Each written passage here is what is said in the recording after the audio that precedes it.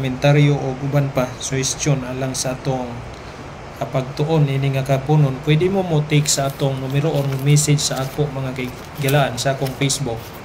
Ang akong Facebook, Brother Win Tibina. O ang akong Facebook page, Hamiling Kamatuoran. Live ta karon mga kaigsunan sa atong Facebook page. Ug doon na tay hatagan o pagtagad mga kaigsunan usa sa atong nagsunod sa atong mga live kini si higalang babae ni sila atong higala si Rosalie De Leon. Mayong hapon diya kanimo higala kung asa man ni siya. Wala ko makatultol kung asa ang iyang dapit, pero inyong makita ang iyang concern mga kaigalaan naa sa akong live akong gipapilit diha sa babaw. Ang atong pag-isgutan kining iyang gisulti. Matod pa niya mga kaigalaan, higalang Rosalie De Leon, pagmata na doy naanata sa bag-ong tugon, Domingo na banhaw si Kristo. Wala mamilalis ana higalang nga Domingo gyud na banhaw si Kristo, 100% man nga mituo min ana nga Domingo siya na banhaw. Ang dili lang namo tuuhan nga sa iyang pagkabanhaw nahimo nga ang Domingo adlaw nang igpapahulay. Dili mi mutuo niya na tungod kay walay sugo nga nabaylo ang adlaw igpapahulay diha sa unang adlaw sa semana. Karon ato ning hisgutan mga kaigsunan kining atong unang episode may tungod dining Sunday. Unsa man gyud ay kining Domingo igsoon, bisan pagkadaghan na nato ni gibalik-balik, pero ato gyud ning balik-balikon tungod kay aron makamata ang daghang mga tao mahitungod niining mga butanga. Tungod kay nagtuo man ang matag usa nga sa adlaw sa pagkabanhaw ni Kristo mauna ni rason aron nga mamahimo natong usbon ang balaod niya nga Sabado alang sa pagsimba ngadto sa buhi nga Dios. Pero kung atong tan-awon ang Biblia mga kaigsunan, sumala pa dinhi sa mabasa nato sa Exodo 20 bersikulo 9 sa Maayong Balita Biblia.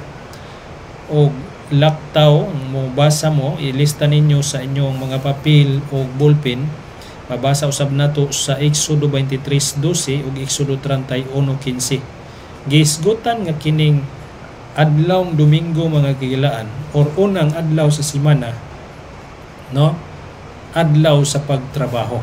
Matod pa sa Exodo 20 bersikulo 9 sa Maayong Balita Biblia, makatrabaho kamo sulod sa unom ka adlaw. Apan ang ikapitong adlaw nga igpapahulay nga gigahin alang kanako. Tanawan ninyo ang punto mga kaigalaan nga giingon sa atong magbubuhat. Makatrabaho ta sa unom ka adlaw. Buting nun, regular days nato, kanang common day nato nga maoy adlaw sa atong pagpantrabaho, pagpanginabuhi aron makakaunta mga kaigalaan. Unya dunay giingon ang Ginoo sa sumpay niini apan ang ikapito nga adlaw. So kung atong tan-awon bisan pag ang kalendaryo mga kaigalaan, bisan pa ang diksyonaryo, encyclopedia, walay laing itug-an nga adlaw ikapito. Gawas gayod sa Sabado, biblikal na siya o kana siya mga kaigsuonan og mga higala, mao gyud na ang giangkon sa Dios nga iyang gigahin nga adlaw para sa iya, para sa iya aron kita makasimba ngadto kaniya ni anang adlaw. O kining adlaw nga ikapito, wala gayud kini mausab sa rason diha sa giingon sa uban, mingon man ang atong higala nga adlaw kuno sa pagkabanhaw mao'y gipuli, mao'y gipuli kay do naman sila ibasahon nga referensya nga duna kuno'y tulo ka igpapahulay. Ang sa Hudyo kining Sabado, ang sa Kristiyano Domingo, og sa Muslim Biyernes. Pero wala na sa Biblia mga kaigsunan, og ang nagsulat ni anang maong referensya ambot og diin siya nanguha ni ana, unay angay i-cross examine nato kung kanang nag-ingon-ingon diha, nga ang adlaw igpapahulay sa mga Hudyo kuan kining Sabado, og adlaw igpapahulay sa Kristiyano Domingo og sa Muslim Biyernes. Ambot og asa siya nanguha niya na mga kaigalaan. Bisan pa sa daang tugon, mabasa na nimo nga ang ikapitong adlaw or kining Sabado gibantayan na bisan pa sa mga hintil, mga kaigsuonan o mga higala.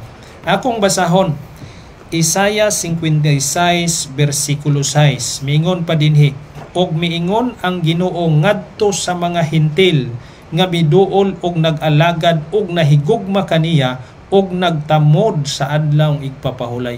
Sa kapanahon ng Isayas mga higala, dunay mga hintil nga nagtamod sa adlaw igpapahulay, no? Ato pag yung basahon kining Numeros mga kaigsuonan, kapitulo 15 bersikulo 15, no? Kung kining adlaw igpapahulay alang lang bagayod ngadtos mga Judaism, no? Unsa pa may giingon sa Numeros 15 bersikulo 15, maurang lagdaa ang tumano ninyo og sa mga hintil. Kinsay giingonan sa Ginoo?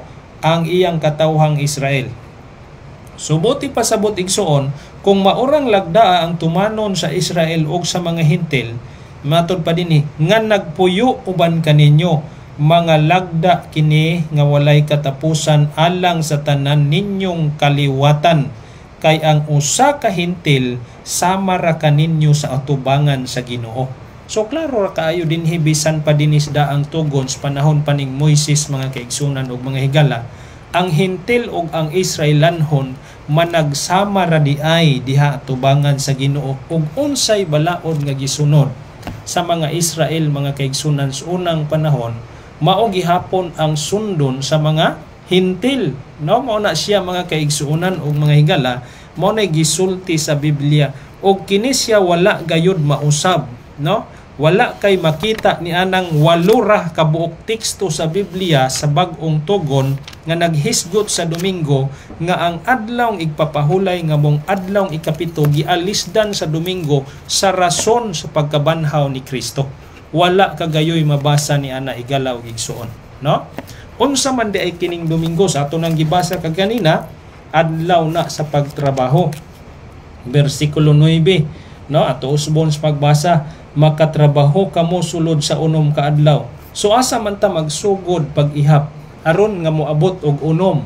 So sa una gayod, muuna ta unang adlaw, ikaduhang adlaw, ikatulo. Apan kung imong tan-awon ang Biblia, unsay unang adlaw ngadto sa diksyonaryo o kalendaryo, mutug-ani sa tinuod nga ang unang adlaw sa semana mga kigalaan, Domingo, dili Lunes, no? Ang uban maghuna-huna man gyud mga igsuon kay ang Lunes kuno mo'y adlaw sa pagtrabaho, no? Mo'y adlaw sa pagtrabaho, sumala ra pod na sa atong naandan, no? Apan kung Biblia mo'y atong pasultihon ug atong basahon, naghisgot gyud kini mga kaigalaan nga ang unang adlaw sa semana Domingo gyud, no?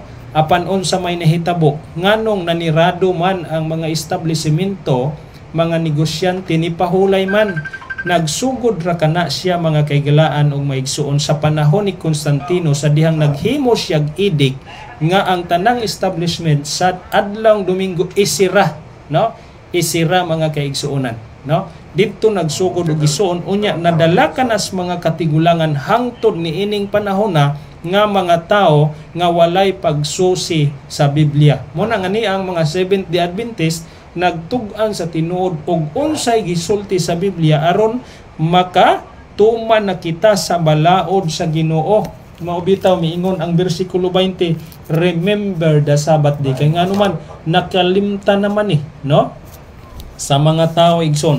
Ikaduha, unsa man di ay kining unang adlaw sa semana or Domingo nga maoy giingon sa atong higala nga si Rosalie de Leon, no? Kay ato usbon sa ang iyang giingon, pagmata na doy naanatas bag-ong tugon, Domingo na banhaw si Kristo. Yes, Domingo na banhaw si Kristo, pero wala na magpasabot nga kanang Domingos pagkabanhaw ni Kristo maunay adlaw sa atong pagsimba ngadto sa Ginoo. Although makahimo tas tanang adlaw sa pagsimba sa Ginoo, pero wala gyud ni makaparihas diha og unsay gipanalangin sa Dios ni anang ikapito nga adlaw. So, tanaw na to, unsa man di ay ang unang adlaw or Domingo igsuon, unsay gisulti sa Biblia. Atong sulayan ug basa ang Living Bible Translation igsuon, no? Sa Exodo kapitulo 20 bersikulo 9. Miingon pa dinhi, 6 days a week, tanawa ha. 6 days a week are for your daily duties and your regular work. Klaro na gyud din atong binisayon sa unom ka adlaw diha sa semana makahimo kamo sa inyong mga obligasyon sa regular nga trabaho. Ang sumpay miingon, but a seventh day is a day of Sabbath, rest before the Lord your God. Klaro namang yun ni kaayong mga kaigsunan. O kining adlaw, mga kaigalaan, nga giangkon sa Dios, gusto sa Dios nga igahin nato para kaniya, dili gyud ni nato pwede nga magbuot-buot tas atong kaugalingon nga maghimo tag atong adlaw aron ato nga himuon nga kapuli ni ining giproklamar sa Ginoo, no? Nga sugo ngadto sa tao. Kay ang Dios, mga kaigsunan, istrikto sa iyang mga kasuguan. Unsa ka importante ang Sabado, mga kaigsunan?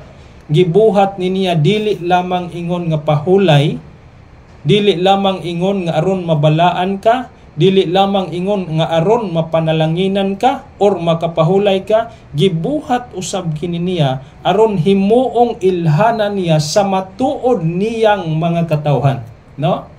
Kung gusto ka mabutangan og ilhanan, mga kaigsuonan, ingon nga katawhan sa Ginoo, bantayin ning maong adlaw, no? Mo man giingon sa Ezekiel 20 bersikulo 12, balaanan ninyo ang akong mga adlaw igpapahulay.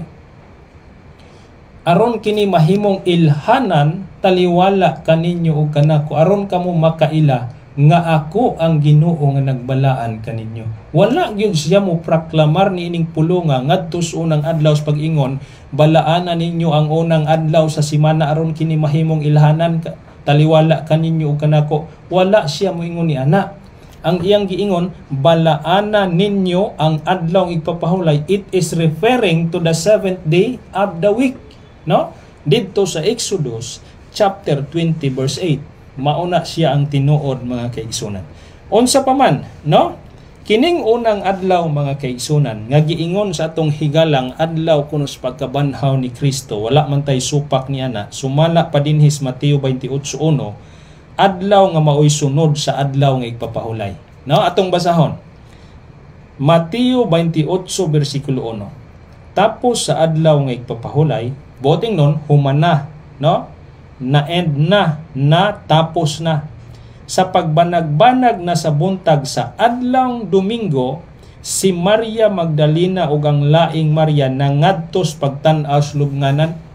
Imagine, mga kaigsunan, niya nang unang adlaw, no? Unang adlaw sa semana, mga kaigalaan. Wala maghikay kining mga Maria, no? Niya nang kapanahon ng Kristo nga mo ngadto sa simbahan kung dili ang ilang paghikay, mga kaigsuonan, no? Naghikay sila aron mo ngadto sa lubnganan. Buting non kalang lubnganan sa atong kapanahonan karon minteryo, no? Tua dito ipahaluna ang mga patay nga lawas. Lahi ang ilang nabatasan igsuon sa unang panahon, no? Kay nganuman Birnis pa mangandam yun na sila. Sumala pas mabasa nato sa Lucas 23, mga kaigsunan, no? Bersikulo 55 o 56, no? Nga nangandam sila sa pagkabirnis, unya aron makahimo sila sa pagpahulay sa adlaw ipapahulay, sumala sa gisugo sa balaod. Mo na giingon sa bersikulo 56 sa Lucas kapitulo 23. Busa kining Domingo sa pagkabanhaw ni Kristo, giduaw sa mga Maria, mga kaigalaan, ang lubnganan. Apan ang nahitabo, wala na dito si Kristo, mga kaigsunan, no? Unsa pa may giingon dinhi? Adlaw sa pigbiyahe, no? Kung atong tanawon ang buhat 20 bersikulo 7, mga kaigsunan, Laktaw 13, kining adlawng Domingo, giingon dinhi, no? Atong basahon sa Maayong Balita Biblia. Pagkasabado sa gabi, nagtigom kami aron sa pag-ambit sa balaang panihapon.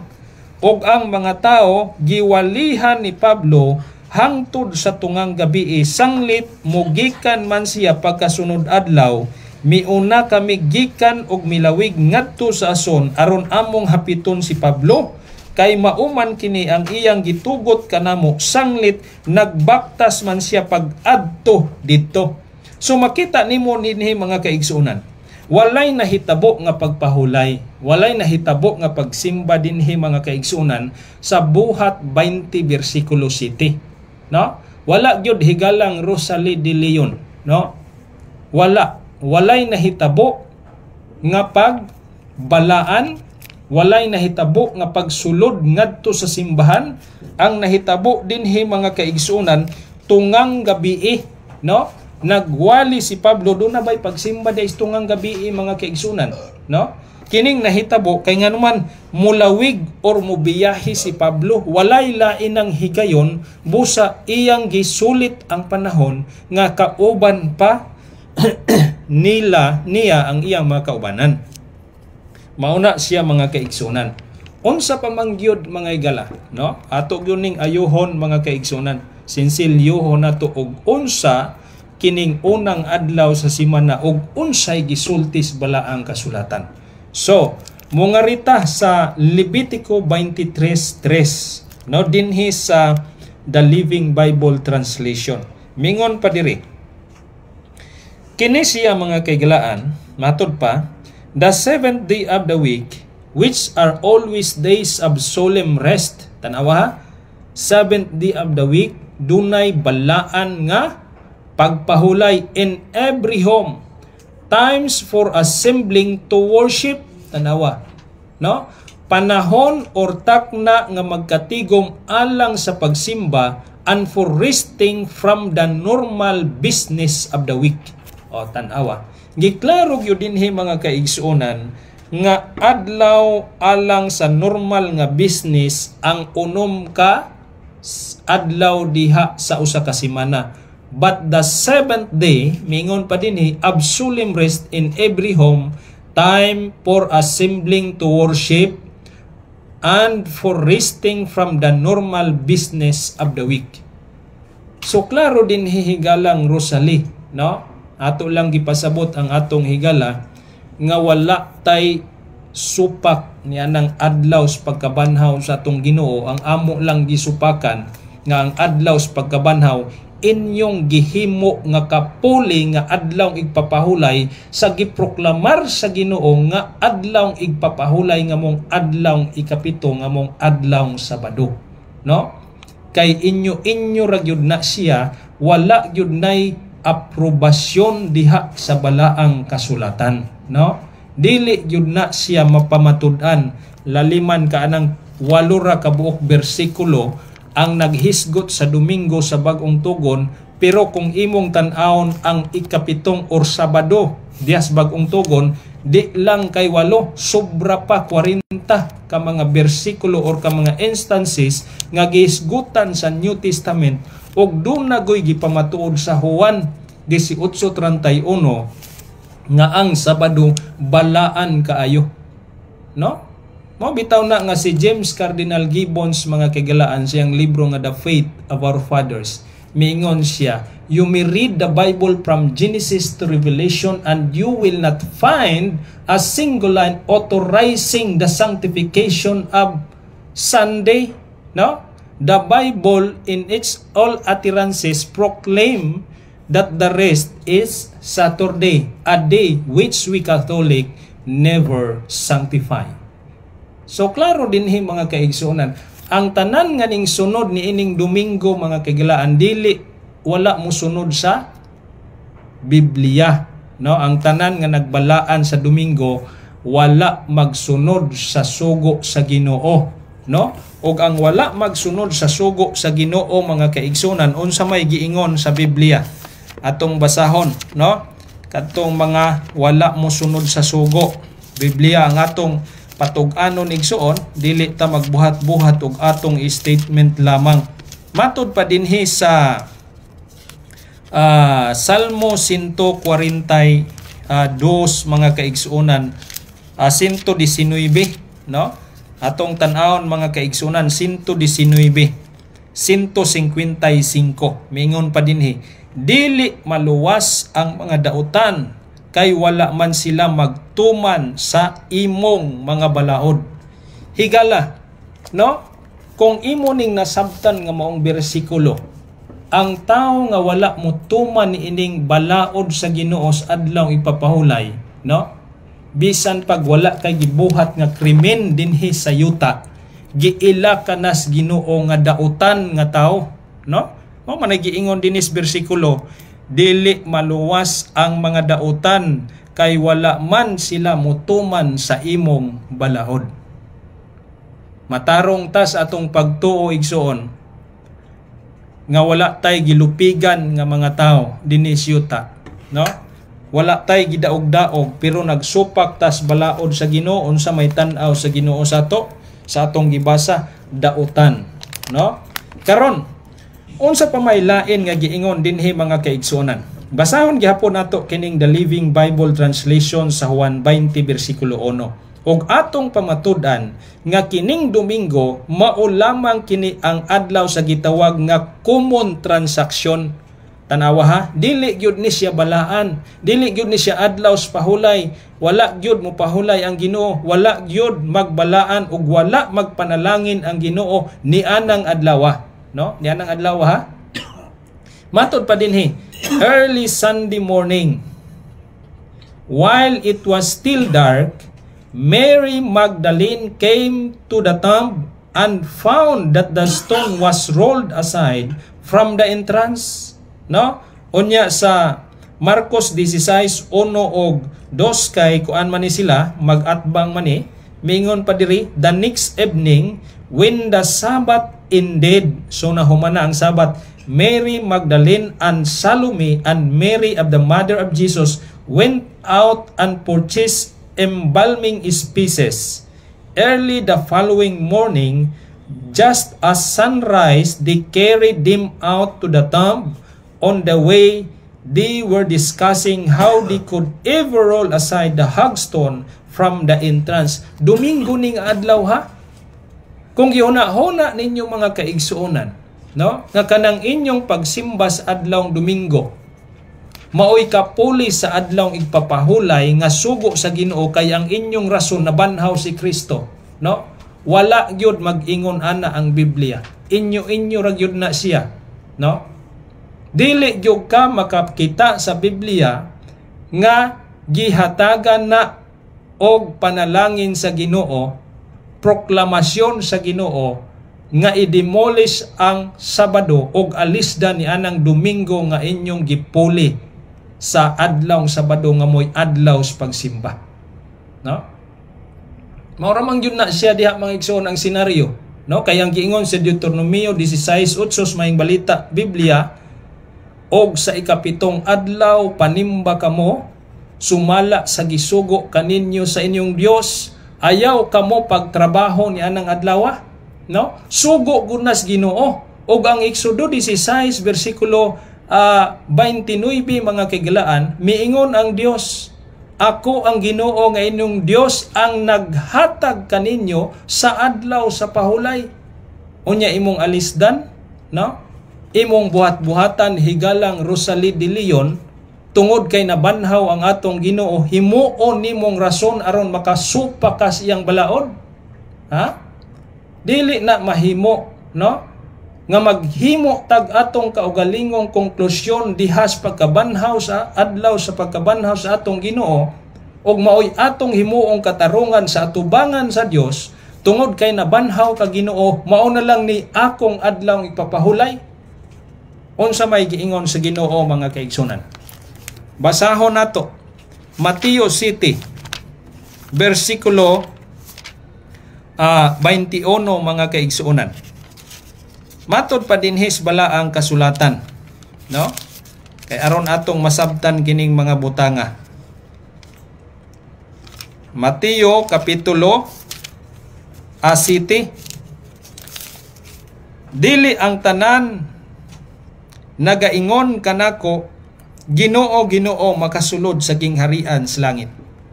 Kung dili, kadtong nagtuman sa kabubuton sa akong amahan nga ato as langit. So ang tanang mga tao, dili man daotan lagi ang pagsimba bisan unsang adlaw. Ang ato lang dinhing nahimong argumento mga kaigalaan. Nganong supakon man sa tao ang adlawng ipapaulay og iyang himuon nga adlaw sa pagtrabaho nga wala man na iproklamar sa Biblia, no? Nagtawag kining mga tawhana Ginoo, Ginoo, panunsay giingon, ang makasulod sa gingharian sa langit ang nagtuman sa kabubuton. Karon ang pangutanag, unsay kabubuton? Wa may laing kabubuton, sugo man sumala sa Salmo 119:142, no? Mo na nga miingon dinhi ang konklusyon igsuon, pahawa kamo mga mamumuhat og daotan, wala ko gayud kamo igkaila. Higala hinaot pa nga inyo ning na sabtan og naglaom ta nga kining maong mensahe mahimo kining dalan aron mahimo kang magmainampingon sa pagtuman sa balaod sa Dios. Nini nga kahaponon atong tapuson ang atong pagtuon ining atong hamubong pagampo. Labing gamahanan og balaan namo nga Dios. Salamat sa higayon nga imong gihatag. Naglaom kami nga ang mensahe nga among natunan mahimo kining kabahin sa pag-abli sa hunahuna sa mga naminaw ug naglaom kami nga niining mga takna o Dios ang balang espiritu mo mohikap sila magkasing-kasing ug magmatinumanon ng matag usa kanamo sa imong kasuguan labi na gyud sa adlawng ipapahulay. Labaw sa tanan pasayloa kami sa among sala laom man kining tanan sa ngalan ni Ginoong Hesukristo mo nagug ang manluluwas. Amen.